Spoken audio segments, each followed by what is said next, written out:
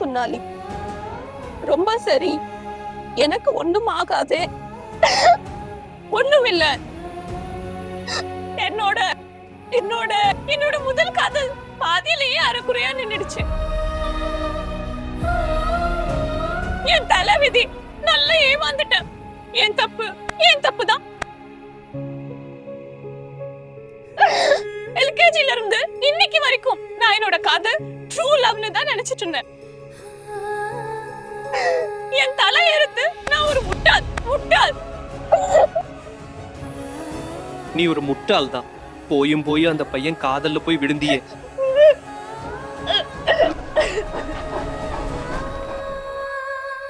நேஹா, அமைதியாரு. அம்மா அப்பா வராங்க, வாய மூடு.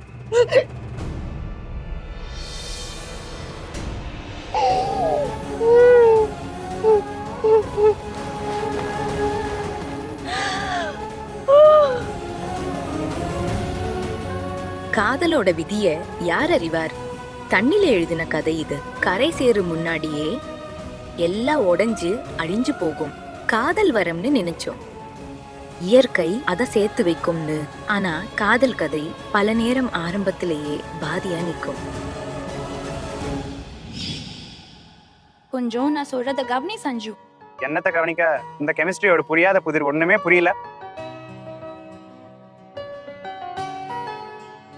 ஒரு சூப்பரான ஐடியா இருக்கு, நீ மட்டும் இத கவனமா பாரு. சரி, நான் என்ன சொல்றேன்னா, நான் ஒரு சென்டென்ஸ் சொல்லுவேன், நீ அத மனப்பாடம் பண்ணிக்கோ. ஓகே? பாரு, ராமேஸ்வரம் விட்டுட்டு கார்ல உட்கார்ந்து தஞ்சாவூர் போய் அங்க அவனோட சொந்தக்கார கசனனை சந்திச்சான். சரி சொல்லு.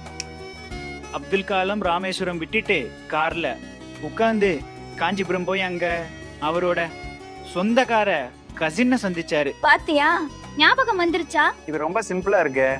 எனக்கு இதுதான் பிரச்சனை. ஏதாவது ஒரு வேலையை ட்ரை பண்ணாமையே தோல்வியை ஒத்துக்கிறேன். ஆனா நீ தோத்து போக மாட்ட. எப்பவும் இப்படி ஆயிரு. வாழ்க்கை முழுக்க சேம் டு சேம். புரிஞ்சுதா? எப்பவும் மாறாத. என்னோட ப்ராப்ளமே இதான். நான் ஃபர்ஸ்ட் எல்லாத்தையும் கிவ் அப் பண்ணிடுவேன். ஆனா நான் என்னோட லைஃப்ல எப்போ கிவ் அப் பண்ணாலும் நீ உன் லைஃப்ல கிவ் அப் பண்ண மாட்டேன். நீ முயற்சி பண்ணிட்டே ஒரு தடவை இல்ல 1000 தடவை முயற்சி பண்ணு. என்னைக்காச்சும் ஒரு நாள் நான் அதை ஒத்துப்பேன். நேஹா, நீ ஓகே தானே? உனக்கு ஏதாவது சிறு காசு இருக்கா? சில்லற காசு வச்சு என்ன பண்ணுவ? இருந்தா குடு அள்ளி சீக்கிரம்.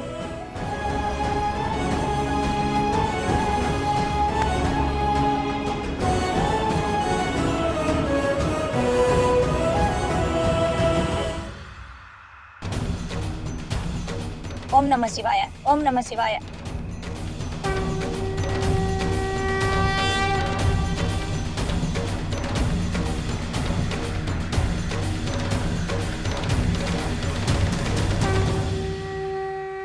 தோல்வியை ஏத்துக்கிறவங்களோட காதல் மட்டும்தான் தோத்து போகும். நான் என்னோட இந்த முதல் காதல் மேல எப்பவும் நம்பிக்கை இழக்க மாட்டேன். அதை தோக்கறதுக்கும் விட மாட்டேன்.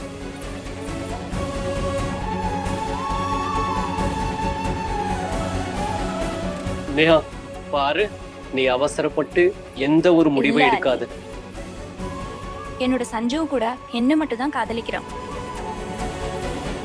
பீரியோடிக் டேபிள் கூட அவனுக்கு லேட்டா தான் புரிஞ்சுது. இப்போ அவனுக்கு எங்க காதலும் கூட புரியல. ஆனா அவன் புரிஞ்சுப்பான், கண்டிப்பா புரிஞ்சுப்பான். அல்லா, இந்த பொண்ணு. இங்க பாரு அலி, உனக்கு நான் என்ன சொல்றேன்னு இப்போ புரியாது. இது என்ன அப்புறம்? சஞ்சு மனசு சம்பந்தப்பட்ட விஷயம் எங்களுக்கு ரொம்ப ஸ்பெஷல். அதுவும் இல்லாம அவன் கொஞ்சம் மக்கா இருப்பான். அவன் மூளையில இன்டர்நெட் கொஞ்சம் லேட்டா தான் வேலை செய்யும். ஆனா அவ கண்டிப்பா புரிஞ்சுப்பான். இப்போ நான் திடீர்னு அவகிட்ட போய் ஐ லவ் யூ சொன்னதும் அவன் பாவம் பயந்து போயிட்டான். ஆனா பாரு, அவனுக்கு இது எல்லாமே கூடிய சீக்கிரமா புரிஞ்சிடும். என் மேல அவ என்ன அளவுக்கு அன்பு வச்சிருக்கான்னு நான் அவன் கூட இருக்கும்போது. அக்கா, உங்க மனசுக்கு தோணுச்சுன்னா அது கண்டிப்பா சரியா தான் இருக்கும். நீ கொஞ்சம் வாய மூடுறியா? அக்காவோட வால். ஜனங்க சொல்றது சரிதான். காதல்ல விழுந்த பொண்ணு கழுதியை விட பெரிய முட்டாளாதான் இருப்பா. இந்த ஊரு என்ன வேணா சொல்லட்டும் அலி, நான் என்னோட சஞ்சு மேலையும் என்னோட காதல் மேலையும் எப்பவும் கிவ் அப் பண்ண மாட்டேன்.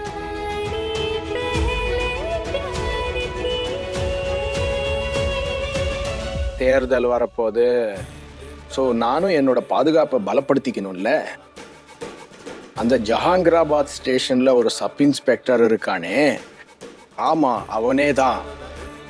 அவனோட உண்மைத்தன்மை, கடமை உணர்ச்சி, கடின உழைப்பு எல்லாத்தையும் பத்தி என் காதுக்கும் செய்தி வந்துச்சு. ஆமா ஆமா ஆமா ஆமா, தீபக் சர்மா தான் அவனோட பேரு. ரொம்ப அதிகமா தைரியமானவன் அவன், திறமையானவன் தான்.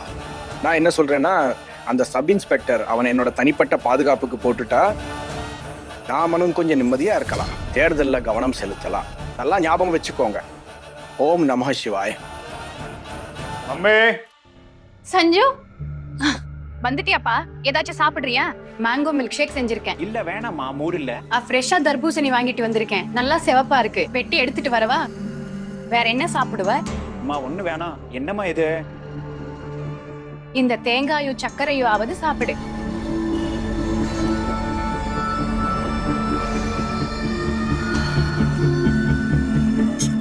சஞ்சு, சொல்லுங்கப்பா.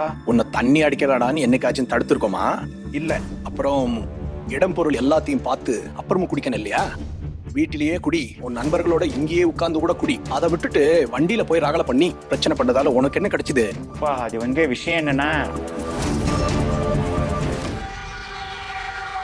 சஞ்சு அண்ணா, என்ன பீர் குடிக்கிறீங்க? ரம்ம குடிச்சு பாருங்க. ரம் சின்ன பையனாவே இருக்க போறியா? ஆம்படியா மாறமாட்டாட்டியா? அப்பா நான் அமைதியா தான் ஓட்டிட்டு இருந்தேன். இதோ இந்த பங்கஜ் நேத்து நைட்டு இவனுக்கு பைத்தியம் பிடிச்சது. என் ஃப்ரெண்ட்ஸ் எல்லாருக்கும் முன்னாடியும் என்ன தூண்டி விட்டான் ரம் குடிக்க சொல்லி. இவனாலதான் நான் குடிச்சேன். பங்கஜ், பெரியம்மா, உங்க பெரியப்பா உன் அந்த கிராமத்துல இருந்து இங்க கூட்டிக்கிட்டு வந்தது நீ சஞ்சுவ பத்திரமா பாத்துக்கத்தான். அவ அடி வாங்குறதுக்கு இல்ல. என்னோட செல்ல பையனுக்கு உன்னால இனிமே ஏதாச்சும் பிரச்சனை வந்துச்சுன்னா உன் பைத்தியத்தை எல்லாம் நான் தெளிய வச்சிருவேன். நீ சாப்பிடுவா.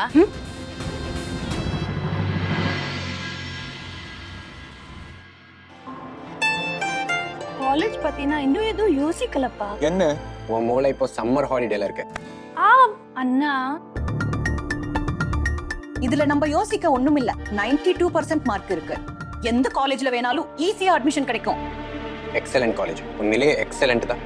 அங்க ஹானர்ஸ் டிகிரியும் கூட கிடைக்குது. அண்ணா சொல்றத நல்லா கவனி. பெஸ்ட் காலேஜ பாரு.